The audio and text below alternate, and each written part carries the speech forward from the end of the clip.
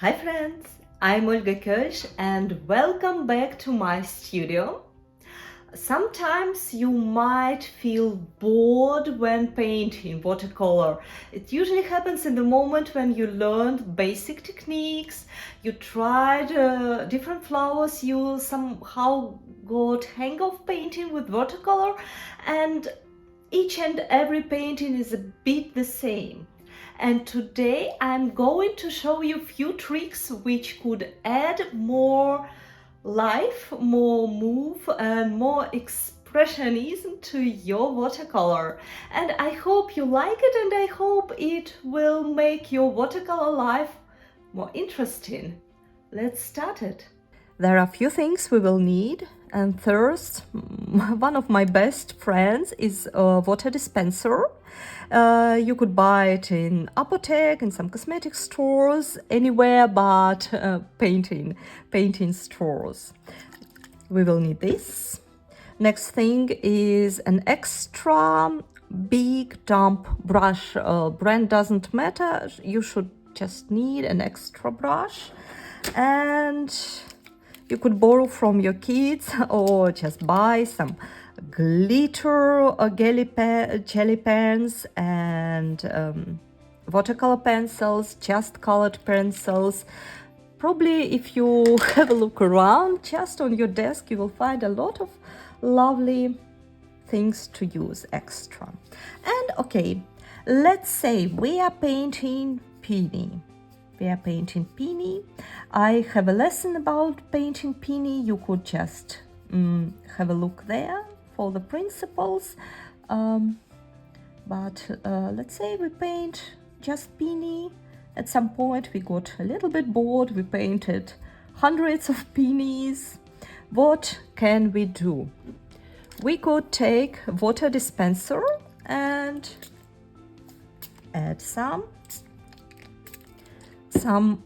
water splashes around and let our watercolor be softened a little bit and help it with the brush. We just use this extra water resource to add some abstract feeling, some impressionistic feeling. And of course, once we add a slightly different hue, it goes very nicely, very interesting. Let's say we go for green. It's not a green. Let's paint some stem and leaves. And again, we could soften with a water dispenser. It's sometimes you could just turn your paper, and this technique works very nicely when you have some areas which are dry on your paper and some areas which are wet, like this. You will see now that in this spot it's rather wet. Some spots are dry. And let's paint another one. And now let's try with the damp brush. It's just clean and damp brush. And I go along some of the petals. I wash my brush, this second brush, after every move I make to keep this watered and crispy. And the more I go along with my clean brush, the more paths I create for the flower. I even could go back to this first bud and soften few more petals. Important that you do not overlap. You do not go on the top of the previous petal with your damp brush. You go a little bit aside. Let's try it here. You see, you create extra area for the petals, for watercolor to flow. I think we could see it very nicely. For example, right here, I kind of soften the edge, and now watercolor flows here very organically, very smooth, just like this. Now let's add a few green leaves. If you are wondering about the colors, what I use is just quinacridone rose and phthalo green. That's 2 colors, and you see with 2 colors you could paint a pretty picture.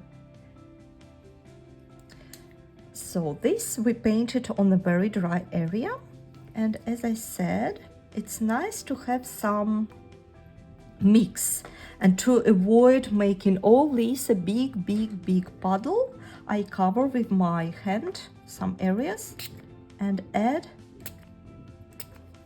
a few splashes on the tips of these 2 petals. I could, with my damp brush, I could correct a little bit the direction, and I like how it all looks like. Let's add something with the bud, like this. 1 stem. It will be just a bud, so I need few brush strokes. Green color for green leaves, and here was a small puddle and it distributes by itself, but I could also use my just clean and damp brush and go a little bit along one of the petals, one of the leaves, and soften everything. I like the contrast between very crispy bud and very soft leaves. To avoid too much of the puddles, I dry my brush with a paper towel and remove the excess water. So next step, how to make it more abstract, more vivid. You need to load your brush with half diluted color and just carefully do this. Do some splashes, don't overdo it. I like this effect, but very moderate, and it works better, to my taste, it works better on dried areas. You could see the difference. So when you do this, of course you could try different ways, but try to apply these splashes more on a dried area. For the next step, make sure that your painting is completely dry. Let's start make magic with, I have some glitter jelly pens, should be gold one, and you could paint some dots. It works better on the darker areas, some dots on the bud. And for example, with white, I have this white jelly pen.